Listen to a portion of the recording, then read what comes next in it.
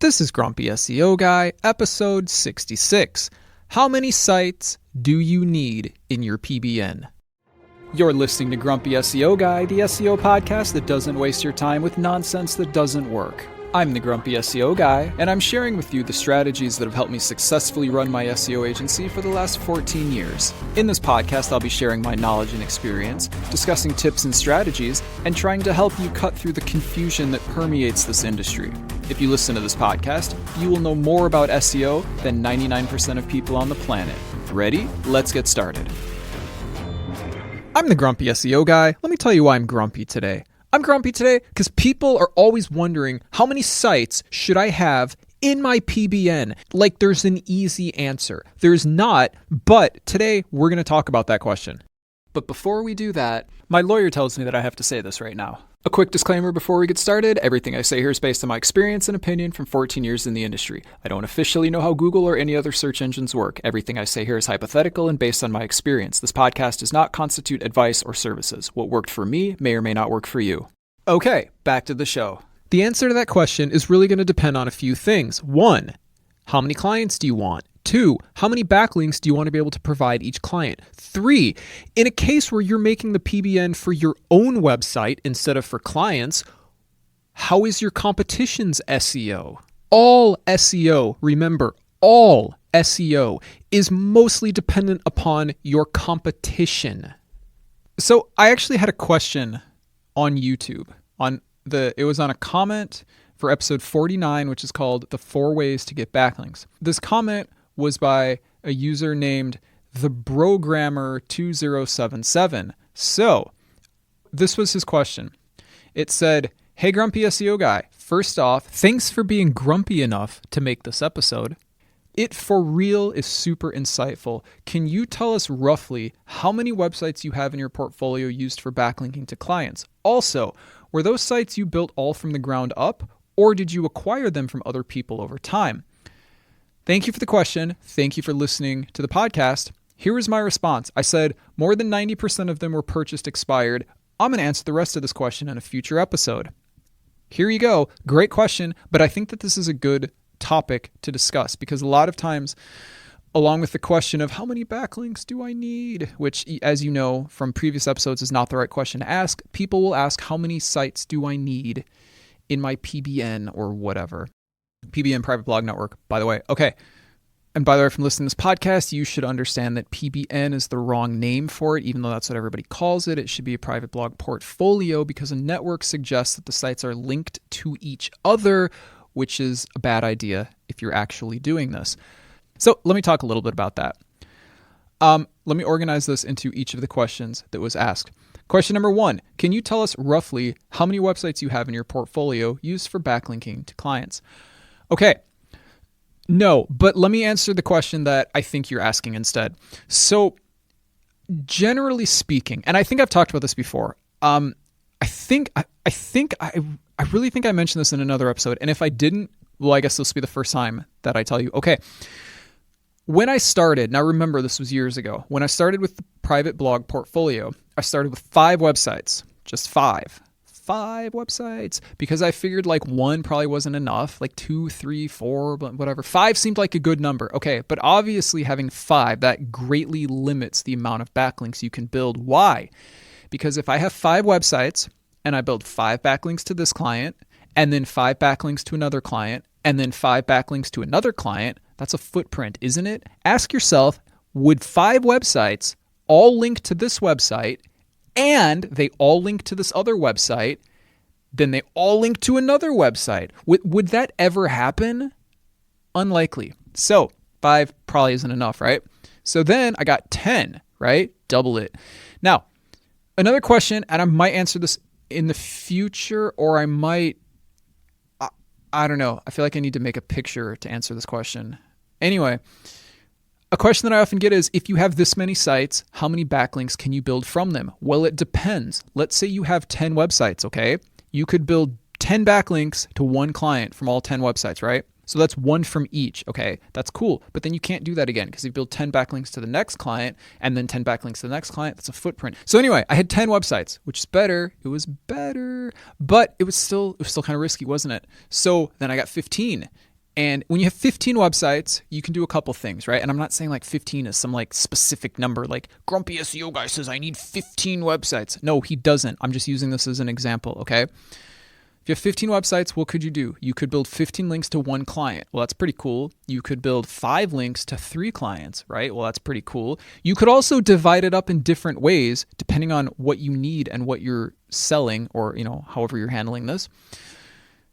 But you don't want any repeats and you don't want any footprints. Well, I guess you want minimal repeats. I'm not saying you can't repeat anything, but I'm saying the more often the same pattern appears, the more suspicious it is, and you have a higher likelihood of getting found. So anyways, look, let me answer the question that I think this person is asking. I would say, and I haven't done any competition research into you. I haven't done any, but I'm being completely honest with you. I would say that if you have a portfolio of 30 websites, okay, you will probably get some pretty good results. Now, this is not for selling to clients. I'm saying 30 to a specific site, okay? If you have 30 websites and you made them all correctly, okay, you followed the rules in episodes 3, 4, and 5, okay, you made them all correctly. 30 websites most people, let me back up a little bit. Most people are bad at SEO. Most people go out and buy backlinks, but they don't really understand what they're doing. So they don't buy good backlinks. So they buy backlinks and they buy garbage backlinks and they get hundreds or thousands of backlinks. And then when you do competition research into those websites, you're like, oh no, they have 1,000 backlinks. I can't possibly buy 1,000 sites for my portfolio. You don't have to, because those 1,000 backlinks are probably spammy. Okay, how many RDs, referring domains? How many RDs do they have, right? Are those 1,000 backlinks from 10 domains? Well, then it's not really more than 10 backlinks, is it? Don't quote me on that, but I'm just saying you can kind of think about it in this way, okay? Multiple backlinks from the same website don't help you any more than one does. In fact, they can also hurt you. But anyways, so like really, if you've got a competitor with 1,000 backlinks, but they only have 10 RD, 10 referring domains, you can think of that as a competitor of having 10 RDs. I always tell people that RD is way more important than number of backlinks anyway, okay? I would rather be competing against a website with 1,000 backlinks from 10 domains than a website with 100 backlinks from 100 domains, okay? But anyway, look, I would say that in many cases, not all cases, there are always exceptions to anything I tell you. But if you, let's put it like this. If you're doing it for your own website, or for maybe a company hired you to do only their SEO, okay? So you're not selling backlinks to everybody. You're building them a portfolio, okay? How about that? You're building them a portfolio. 30 to 50 websites will probably get you great results. Not necessarily the top of page 1, but it will probably get you noticeable improvement, okay? And there are so many times that's not the case. Don't quote me. Do not say Grumpy SEO guy said I need exactly 30 RDs to. I'm not saying that. I'm saying if you build a portfolio with 30 to 50 websites, you will probably be surprised at the results. Okay, you will probably get noticeable movement, and you will probably be like, oh my gosh, this works. Okay, there's a thread, by the way, in the Grumpy SEO guy subreddit, where a listener, I had no clue he was going to post this. I'm not even sure it's a guy, but forgive me if you're a woman and I just said he. Anyways, I had no clue this person was going to post this. And they said, hey, Grumpy SEO tactics, which, by the way, was hilarious. They said, hey, Grumpy SEO tactics really work. And they posted a SERP chart from SERPFox of a website they had been ranking by using the method that I teach. And guess what? It had gone up to the top of the search engines. Of course it did, because that's how you do SEO. But anyway, look, people are going to say, well, 30 domains is expensive. It honestly, yes, I agree with you. It is. 30 domains are probably expensive, but you don't need to go buy the super expensive ones, okay? I know we just had an episode on how much DR do I need? And then you say, well, Grumpy SEO guy, you always say that DR isn't accurate anyway, or it's just an approximation. It sure is. But you don't need to buy super high DR domains anyway, okay? Look, the other thing that I always tell you is that doing it yourself is cheaper in the long run than renting links from somebody, okay? The first year is very expensive. You're buying multiple domains, multiple hosting, and then you have to pay the registration fees, which aren't even a lot on top of all that, right? So you might pay hundreds of dollars for a domain the first year, okay? But then the second year, it's going to be like $14 or however much you're paying for a renewal, okay? So it's expensive the first year, but the second year, it costs you literally $14 for the year, plus hosting. Let's say $30. So add those together. So $44 for the year. You're going to pay more than that per month if you're renting good quality backlinks, okay? So I don't know, figure it out if you want to do it yourself or not, because it's cheaper in the beginning to do it, to pay somebody else for it, but it's cheaper over time to do it yourself. The first year will be very expensive. Like I said, let's use some random numbers here. Let's use some random numbers, okay? Don't quote me. I'm making up numbers. Let's say you spend $500 per domain, okay? Yes, that's expensive. Let's say you spend $500 per domain and you buy 30 of them, okay? So how much money is that? Okay? That's $15,000, okay? $500 for a domain and you're buying 30 of them, that's $15,000. Very expensive. I agree with you. Okay. Then you got to buy hosting for all of them. Let's say $30 on average per site per year, okay, for hosting. So you have 30 domains and you're paying $30 on average, 900, okay? So you're at 15,000 plus 900, okay? So that's $15,900, okay? And then after you buy the domains at auction, you also have to pay to register them. Let's say $15 per domain, okay? So that's 15 times 30 is how much? $450, right? Yeah, $450. So we're at 15,000 plus 900 plus $450, okay? So that's $16,350 your first year. Super expensive, I know. Just hold on for a second, okay? The second year, let's say you're keeping all of these domains, you're not buying any more. The second year, it's not $16,000 again, $16,350.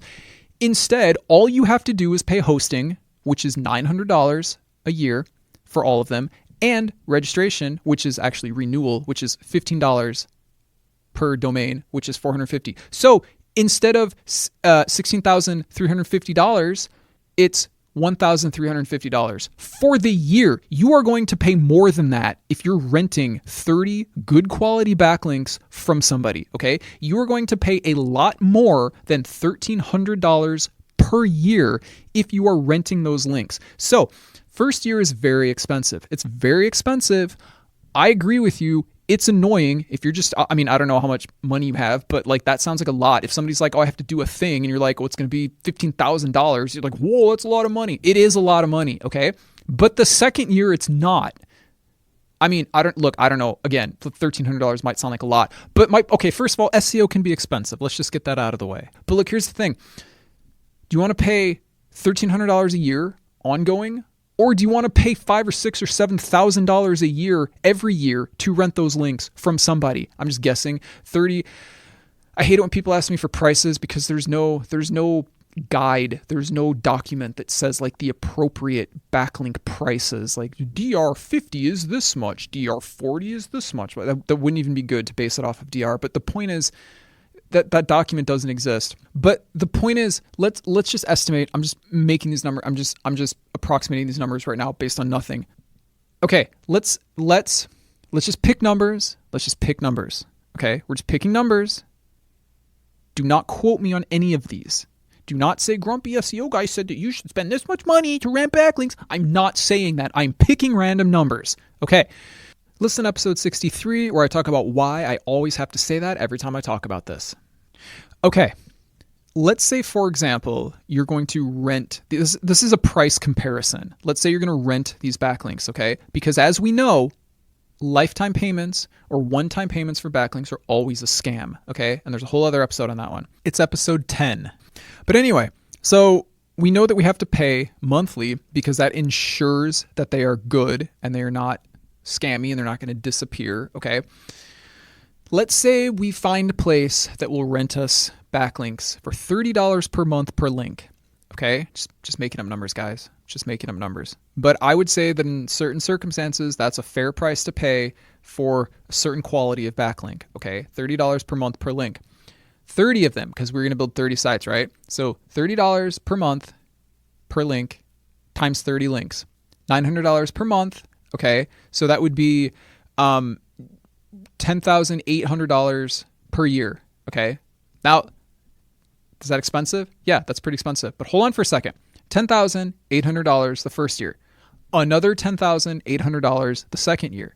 Another $10,800 the third year, and so on. Okay, now, that's expensive. But if you do it yourself, it's more expensive the first year because I said it's what, $16,350 or something? Okay, the first year. But then it's only $1,350 each subsequent year because you're only paying hosting and renewal. So it's way cheaper. It's cheaper by the end of the second year, okay? It's cheaper to do it yourself. It is always cheaper to do it yourself, okay?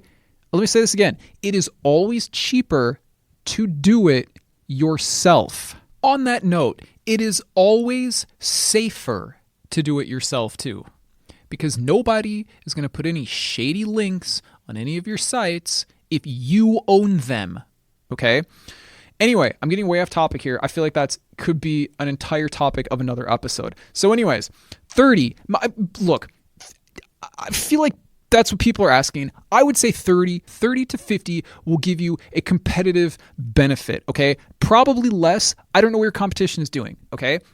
I don't know. Like, if you want me to look in your competition and give you a more approximate number, sure, but it's going to take time and money to do that. So let's just say that on average, because most people are bad at SEO, therefore your competition is probably not that hard unless you're in a very competitive industry, and you probably know if you are, okay? For most normal websites, 30 will get you some decent results, and I am estimating so hard right now, but I will tell you, based on my experience, 30 will probably get you a decent amount of results unless you have hard competition or you're in like one of those weird industries. But let's just leave it at 30 and move on to the next part of the question. Okay, also, were all those sites you built all from the ground up, or did you acquire them from other people over time? So this is where I responded to him. I said over 90% of them were purchased expired. So does that count as getting them from other people? I guess, I don't know, like maybe, but I mean, I don't know if that counts or not. Truthfully, I don't know. But anyway, here's the point. I did not start from the ground up, meaning buying a brand new domain nobody has had before and building it up from nothing. I did not do that. Now, let me be very clear. I have done that, okay? I have done that when I started building I don't think I've ever told you this before. This is going to be fun. Okay. When I first started building a private blog portfolio, I was buying expired domains and I was also trying it from scratch, okay? I was building brand new domains that nobody had ever owned before, and I think I'm really trying hard to remember. I think I had 15. It might be 30. I cannot remember. I was experimenting a lot back in the day because like there's no guides for this, right? Except for episodes 3, 4, and 5, but they didn't exist yet. So like there's no guides. So I was like playing around. I'm like, well, let's see if regular quality websites do anything. And then let's see like how expired domains compare. So yes, I did build some from scratch, but I used those more for experimentation than I did with the expired ones. So the expired ones, as you know, begin with authority because you're buying websites that already have authority. That's why they're expensive, by the way. If they were just regular websites, they would just be the normal cost, which is like what, $10 or something? I don't know. Anyway, so yes, I have done it both ways, but the majority of the websites in the portfolio are expired domains that I had bought expired, if that makes any sense. I hope that answers your question. There's no wrong way to do it. Just know that if you're starting from scratch with brand new websites, they're not going to have as much authority. They will have some, but they will not have a lot, and a link will not be as helpful as it will be from an authoritative website. That doesn't mean that you shouldn't do it that way. In fact, you could say that doing it that way would make your portfolio look more natural, wouldn't it? Because not every website on the internet is authoritative, right? Yes. So you might want to think about doing it that way. Maybe buy some that are expired and buy some that are unused. And then combine them because that would look natural. And what's the most important thing? The most important thing is being natural. Because let me ask you a question. I think I've asked this question before. Do you think that if a website, especially a brand new website, right, only gets backlinks from authoritative domains, do you think that looks natural? Would a website ever only get backlinks from authoritative domains? I don't think so. So this is actually a really good question. You should do both. That's my official answer. Buy some expired domains and also buy some normal domains, blend them all together so that your portfolio is organic. Okay. It's not only, look, here's the thing.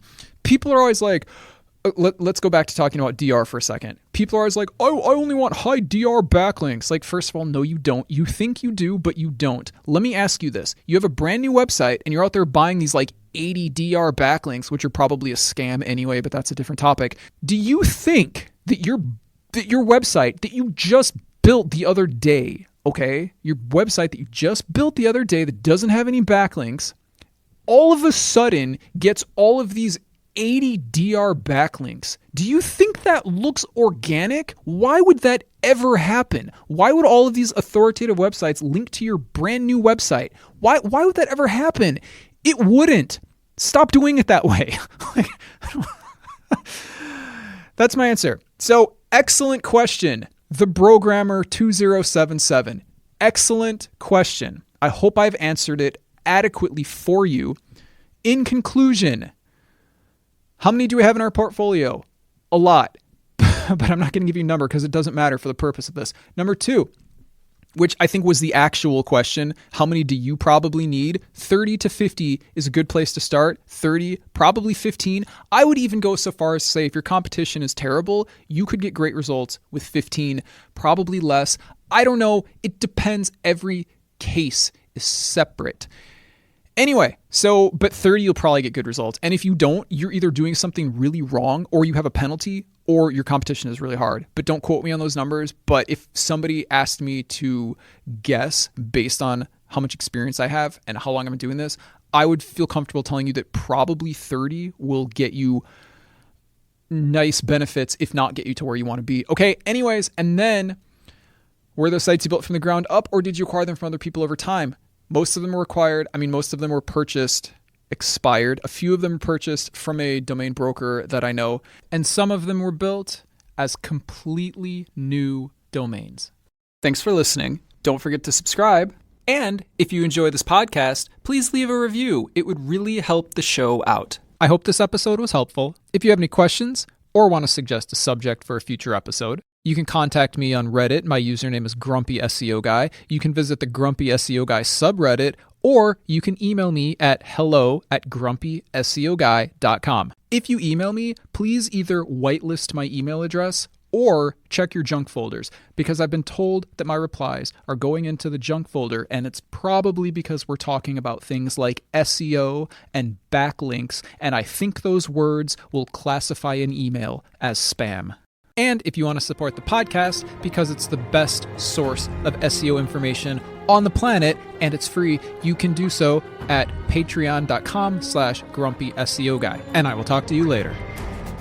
You're listening to Grumpy SEO Guy, the SEO podcast that doesn't waste your time with nonsense that doesn't work. Join us next Wednesday when we talk about why there is no such thing as secret sauce.